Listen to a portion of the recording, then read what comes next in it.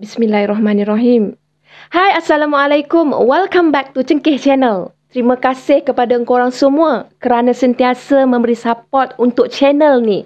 Bertemu lagi kita dalam slot Sunday Premier Drama Pagi Istimewa Ramadan. Di kesempatan ni, akak nak ucapkan kepada muslimin muslimat semua selamat menjalani ibadah puasa. Akak mendoakan semoga kita semua dipermudahkan untuk menyantuni bulan Ramadan yang mulia ini. Hari ini akak nak share satu kisah mengenai kubur yang bercahaya. Kenapa kubur tu bercahaya? Siapa pemilik kepada kubur itu? Kalau korang nak tahu jawapannya, korang kena stay dan akak dengar cerita akak sampai habis. بسم الله الرحمن الرحيم إذا زلزلت الأرض زلزالها وأخرجت الأرض أثقالها وقال الإنسان ما لها يومئذ تحدث أخبارها بأن ربك أوحى لها يومئذ يصدر الناس أشتاتا ليروا أعمالهم فمن يعمل مثقال ذرة خيرا يره ومن يعمل مثقال ذرة شرا يره.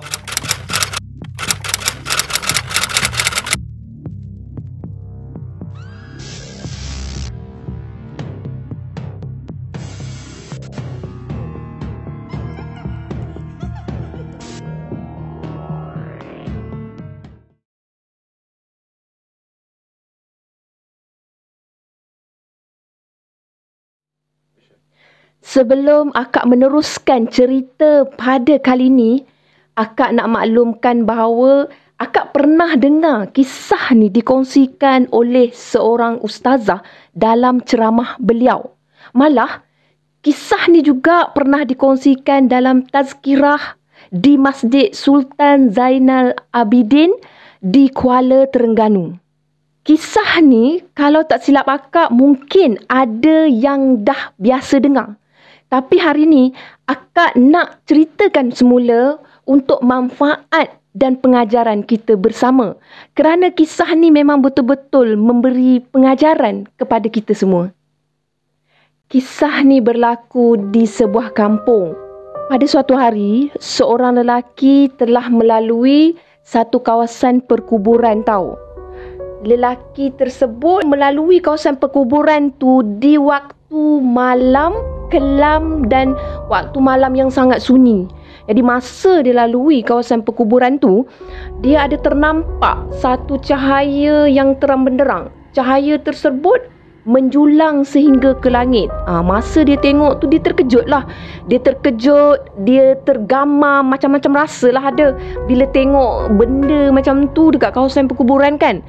Tipulah kalau cakap perasaan takut tu tak ada. Takut pun ada, meremang pun ada, bercampur bau. Tapi kan, keinginan lelaki tersebut tu, dia nak tahu kenapa kubur tu bercahaya. Macam menarik, macam dia tertarik dengan kejadian istimewa tu tau. Jadi dia pun pergi merapati kubur tersebut, pergi dekat dengan kubur yang bercahaya. Mana sebuah kubur yang bercahaya tu tau. Jadi bila sampai dekat kubur yang bercahaya tu, dia dapatkan satu kayu untuk dijadikan penanda. Maknanya dia ambil kayu tu, lepas tu dia pacakkan pada kubur yang bercahaya tu.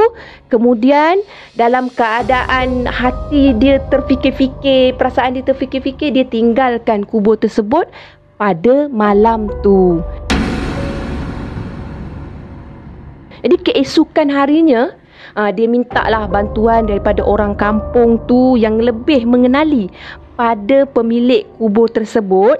Dia minta tolong ikut dia bawa pergi, mana dia bawa pergi ke kubur tersebut untuk menunjukkan kubur tersebut tau. Jadi bila sampai kat kubur tu, dia pun bertanyakan kepada orang kampung ni. Dia tanya, tahu tak kubur ni milik siapa. Kubur ni sangat istimewa. Jadi dia pun ceritakan balik yang dia ada nampak cahaya yang terang benderang tu, yang menjulang sampai ke langit tu. Jadi penduduk kampung ni pun hairan tau.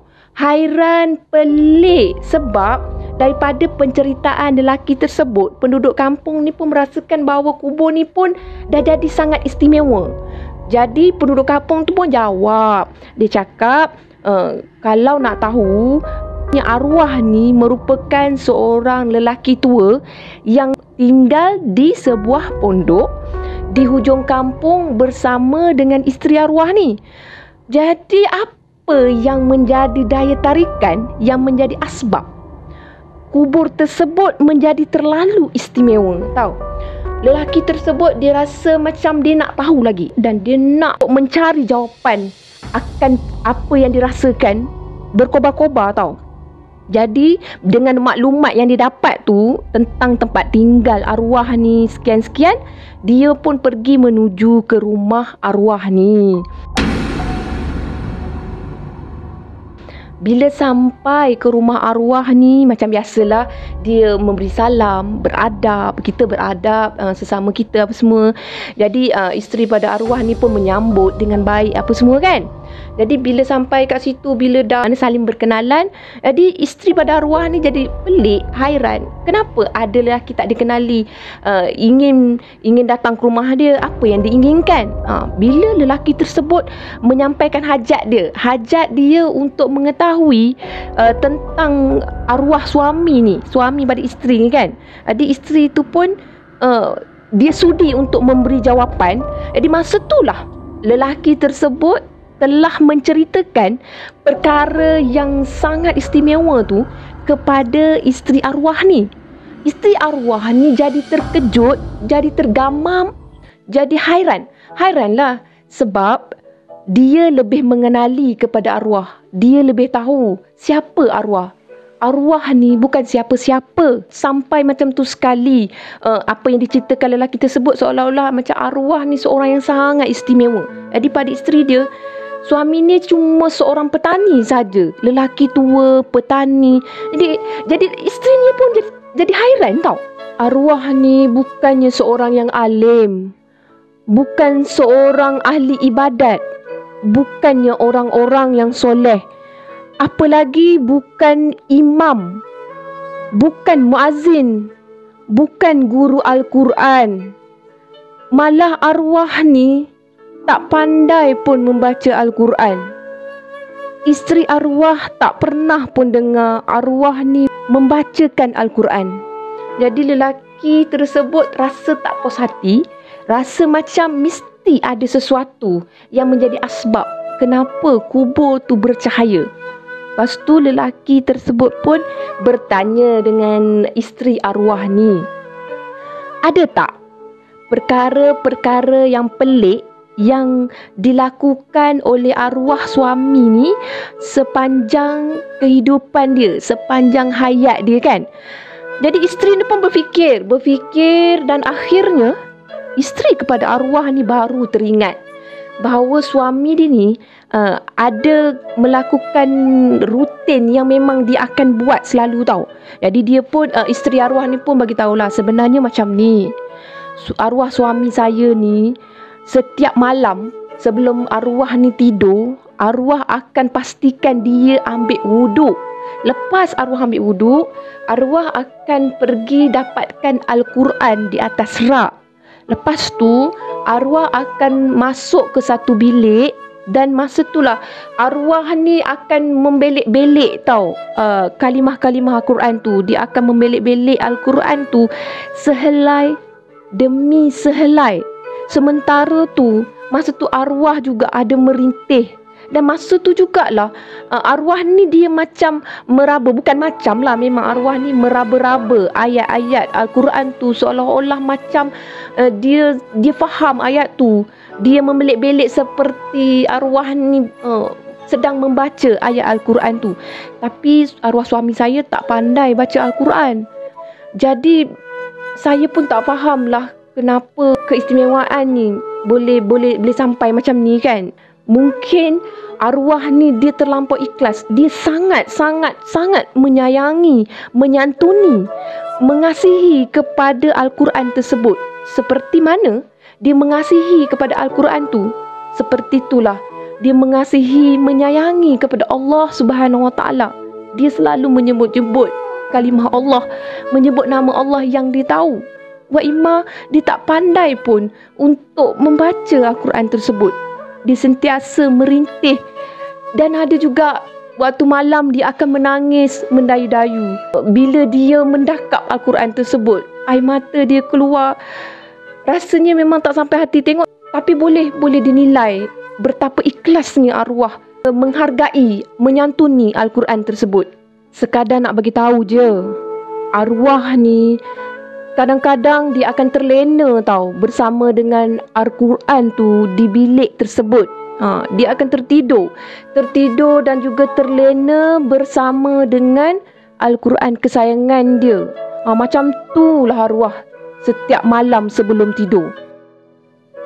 Menurut kata isteri arwah kepada lelaki tersebut, dia pernah mendengar tau, arwah ni merintih, arwah ni menangis, mendayu-dayu tangisannya dengan penuh esak, merasakan terlalu sedih.